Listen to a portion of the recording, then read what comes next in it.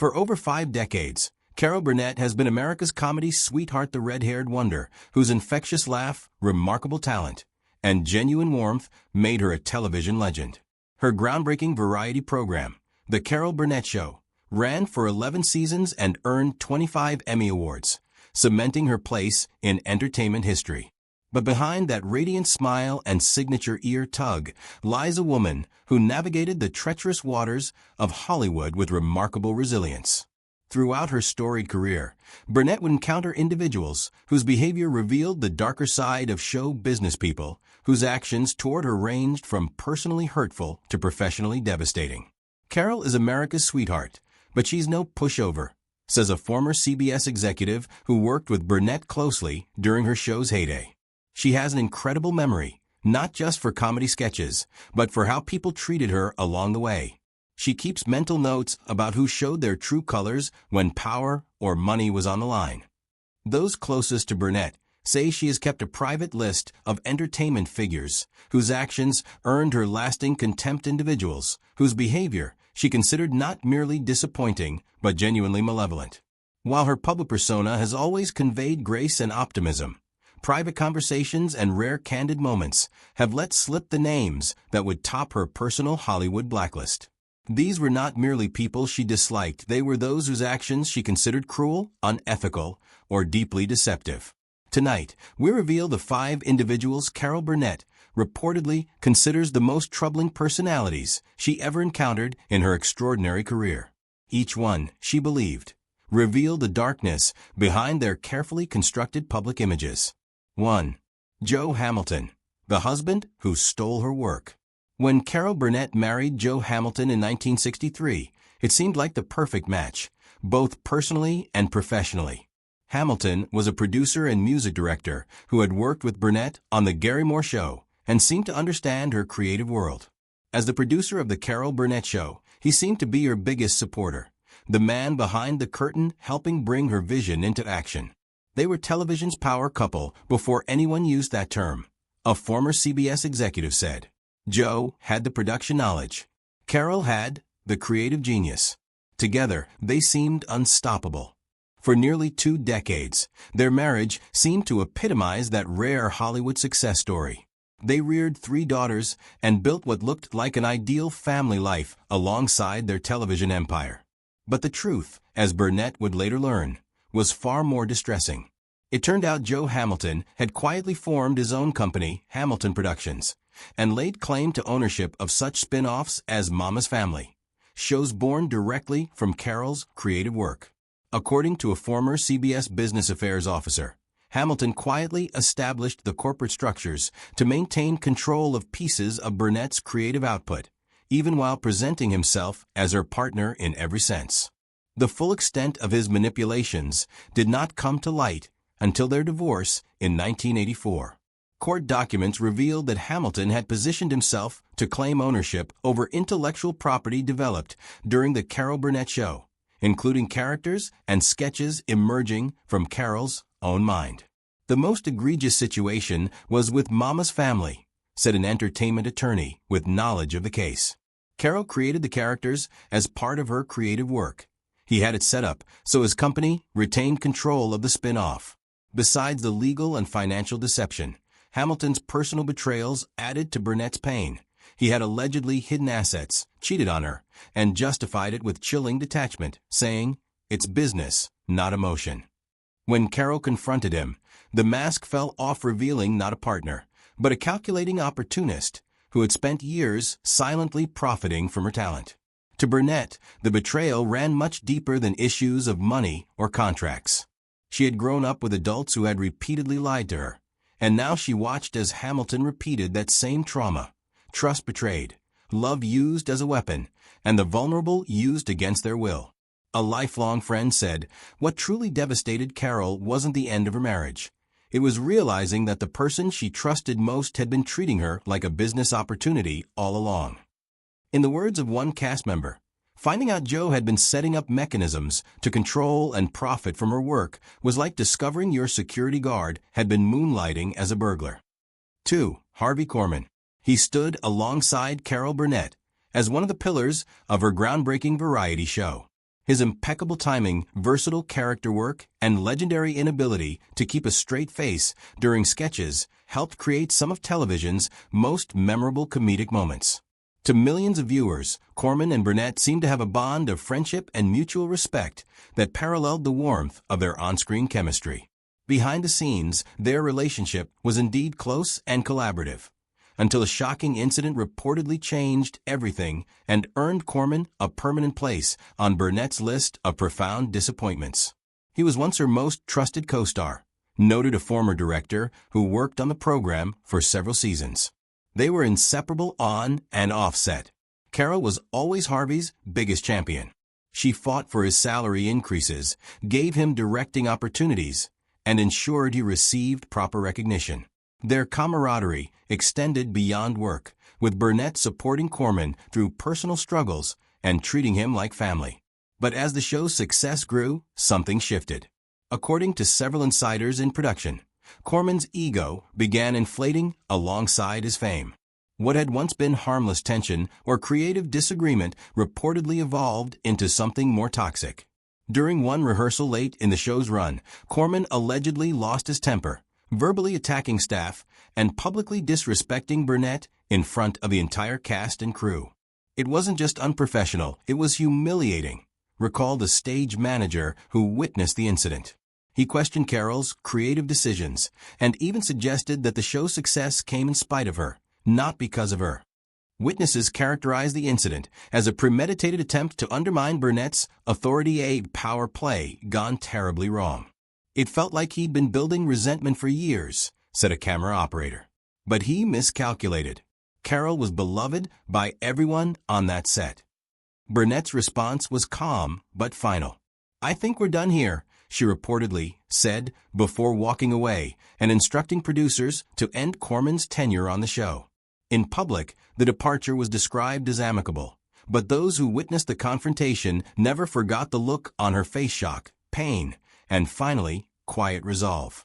"It was like watching someone realize who was holding the knife," said one guest star who was on set that day. "She didn't yell. She just shut him off completely." The betrayal created lasting scars on Burnett's trust. Even as she remained close to other actors from the show, including Vicki Lawrence and Tim Conway, friends began to sense a new caution in the way Burnett navigated professional relationships. After Harvey, Carol began paying closer attention to how people behaved when they were under pressure, said the friend. She became far more guarded, more observant. 3. Marlon Brando, the charmer who crossed the line. Marlon Brando changed the face of acting with his raw, natural performances in A Streetcar Named Desire and On the Waterfront, and then sealed his legacy with The Godfather. By the 1970s, Brando was Hollywood royalty, untouchable, magnetic, and powerful. But according to those close to Burnett, that same power allegedly revealed a disturbing side of his character during a late-night phone call that she would never forget. Brando reportedly called Burnett around 3 a.m. one night in the mid-1970s. At first, the conversation seemed harmless. He praised her comedic brilliance and hinted at collaborating on a project. But then the tone shifted. His compliments got personal, then suggestive, and finally explicit. Carol tried to steer things back to professional talk several times, said a former assistant who later heard her recount the incident. But Brando kept pushing. It turned from flattery into something that felt predatory. As one of the most powerful men in Hollywood, Brando's behavior placed Burnett in a deeply uncomfortable position. Few women of that era had the privilege of confronting or rejecting men of his stature without putting their careers at risk. Yet, according to those close to her, she ended the call as graciously as possible while making it clear his remarks were unwelcome. What made the ordeal worse was what happened afterward. Gossip columns got hold of the story and spun it as a harmless flirtation, not an invasion of privacy. During a press event, Brando reportedly mocked the call, saying, "Carol takes things too seriously. Some women don't understand the difference between appreciation and harassment." To Burnett, that dismissive remark confirmed everything she needed to know about his character. That response showed exactly who he was, says a CBS executive who knew Burnett at the time. He crossed a line, then made her feel crazy for objecting. Brando's arrogance and refusal to take responsibility deeply troubled her. It wasn't just the inappropriate call, it was his public attempt to shame her for being uncomfortable. The experience reportedly made Burnett wary of powerful men who blurred professional boundaries. Though she continued to work with male colleagues respectfully, friends noticed a quiet caution in her demeanor afterward. She became more careful, one friend explained. She had seen what happened when fame and power went unchecked. For Cary Grant, he defined sophisticated charm for generations of moviegoers, creating an image of debonair perfection that made him one of cinema's most enduring icons. His immaculate appearance, transatlantic accent, and effortless grace set a standard of male elegance few could match. The public adored him as the very picture of refinement. Those close to Carol Burnett, however, describe how her personal encounter with Grant revealed a far less flattering figure, a man whose polished veneer disguised real contempt for performers he held in a class beneath his own rarefied level of sophistication. At an award show, he belittled her show, said a former television producer who was there. "Oh, that show, the one where she waves her arms and overacts," Grant said loudly enough for Burnett to hear.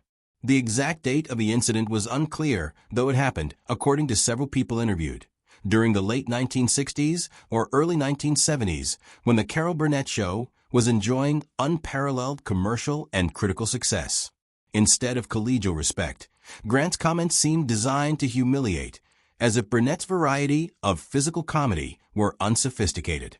It was during the pre-ceremony reception, an onlooker remembers, Carol was having a small talk with a few TV executives when Grant joined a circle of people near her. Somebody brought up her recent Emmy wins, and he made his cutting remark just loud enough for her to hear. By making fun of her physicality on stage, Grant wasn't merely stating an opinion. He was belittling the art form itself. Burnett's exaggerated expressions and full-bodied humor were hallmarks of her craft, steeped in skill, discipline, and an innately keen sense of comic timing. For Grant to call it overacting was to dismiss decades of professional mastery. But Burnett didn't let the insult slide. She clapped back instantly. The witness continued. Without missing a beat, she turned toward him and said something like, "Mr. Grant, some of us have to use our whole bodies to express emotion. We can't all rely on just one raised eyebrow." The crowd nearby broke into an uneasy laugh, and Grant, clearly caught off guard, simply walked away without acknowledging her response. The moment revealed the true measure of both stars, Burnett's composure and quick wit under pressure, and Grant's inability to handle being challenged by a woman he'd just attempted to belittle. Biographers would later point out that she actually intimidated him, said a Hollywood historian. Grant came from one of those generations of movie stars who regarded television as something inferior. He seemed to not understand how someone like Burnett, who did not start in the studio system, became so successful. Partly, it was insecurity, too. Burnett, though poor, was classically trained in theater, while Grant, despite his manners and refinement, never had any formal training as an actor. His superiority was perhaps just professional jealousy masquerading as elitism. To Burnett, the incident wasn't just about personal insult. It revealed something deeper about Hollywood's class divide. What troubled her most, said a longtime friend, wasn't the remark itself, but what it represented. Grant's attitude reflected old Hollywood's contempt for television, for women in comedy, and for working-class talent that didn't fit the traditional mold. It underlined a painful truth about the industry she had fought to succeed in, the prejudice of those who mistook pedigree for talent. While Burnett never publicly criticized Grant, people close to her say she never forgot the encounter.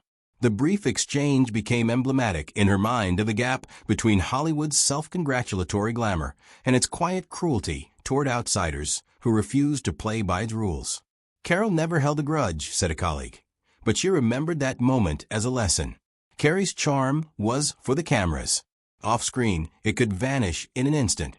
And the final name on Burnett's list? A powerful television figure whose actions behind the scenes kept her off one of TV's biggest stages for decades. Lorne Michaels, the gatekeeper who erased her legacy.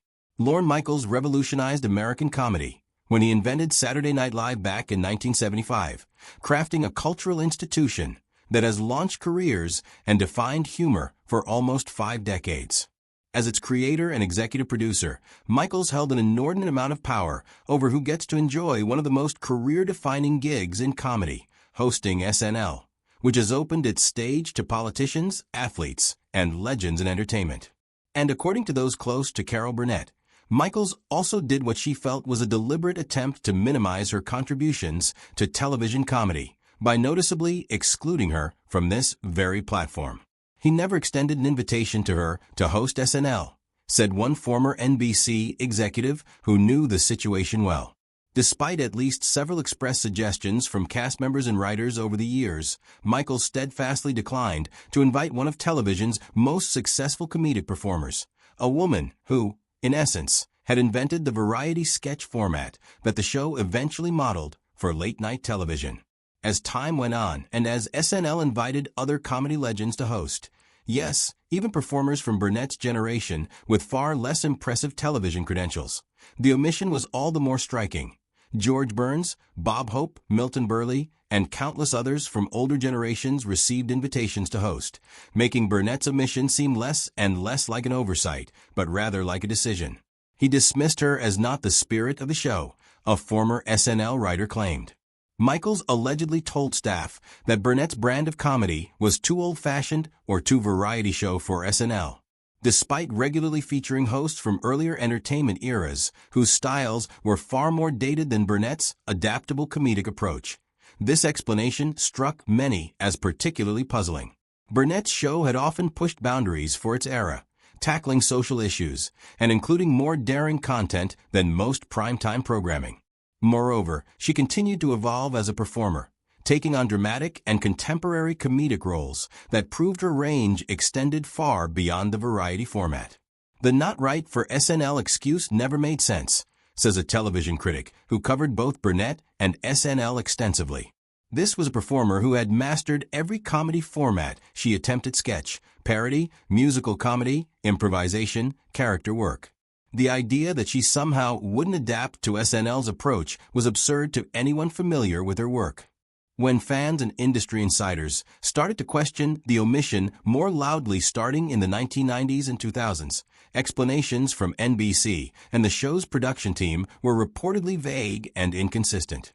Explanations shifted between scheduling conflicts, creative differences, and supposed miscommunications, yet the result never changed.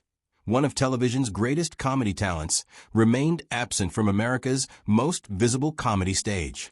But what made this exclusion particularly significant was SNL's role in shaping comedy's historical narrative. Just as the show was becoming a cultural institution and a launching pad for successive generations of talent, it was also cementing its position as a key arbiter of comedy's legacy through its choice of hosts. To be invited to host SNL represented not only a professional honor, but also historical validation, a recognition of one's place in the evolution of comedy. It was an eraser, said a former variety show writer who worked with Burnett in the 1970s. By excluding Carol from the SNL stage while welcoming others, Michaels effectively wrote her out of the story he was telling about American comedy. For Burnett, who had basically founded the television sketch format that SNL would later perfect, this was a denial both deliberate and personal. Decades later, she reportedly addressed it with her characteristic grace. During a private dinner in 2023, she said quietly, "I guess they didn't need me, but I didn't need them either." That understated comment spoke volumes, acknowledging the slight without bitterness, and affirming her refusal to let institutional politics define her worth. This quiet dignity reflected Burnett's broader approach to professional slights. She recognized injustice, but refused to let it harden her. While the SNL exclusion reportedly ranked among her deepest professional disappointments, she maintained perspective about her overall legacy and her groundbreaking contributions to comedy. Why he's on the list: institutional erasure of a comedy legend. The systemic exclusion of a groundbreaking female performer from a platform that shaped the comedic canon effectively rewrote history to lessen her place therein. The 5 who reportedly earned Carol Burnett's lasting disapproval share a common thread. Each revealed character flaws that went beyond normal human failings to demonstrate what she considered genuine malevolence. What they did to her wasn't just disappointing. It reflected deeper ethical breaches, calculated betrayal, public humiliation, sexual harassment, elitist cruelty, and deliberate historical erasure. What makes Burnett's perspective remarkable is her renowned kindness and professionalism. Unlike many stars who amassed enemies over lengthy careers, she kept decade-spanning friendships with her castmates and crew alike. Carol doesn't hold grudges easily, a longtime associate said. Her default setting is empathy and understanding. For someone to make her most evil list, they had to show a level of cruelty or calculation that went far beyond normal flaws. These weren't people who just hurt her feelings. They trampled principles she held sacred. Having come from hardship at a young age and having navigated an often cruel industry, she had developed a finely tuned sense of what separated ordinary imperfection from actual malice. What sets these five apart, says a former co-star, isn't that they hurt her. It's that their actions revealed something dangerous about who they were. Each one, in various ways, personified the dark patterns of Hollywood culture. The exploitation of trust, the abuse of power, the weaponization of elitism, the rewriting of history to suit personal agendas. For Carol Burnett, surviving those forces without losing her integrity may have been her greatest achievement. Her ability to recognize cruelty without becoming bitter, and to uphold kindness without naivety, speaks to a rare resilience. What makes Carol special isn't just her talent, said a close colleague. It's that she could see people clearly, their virtues and their flaws, without losing her compassion or compromising her principles.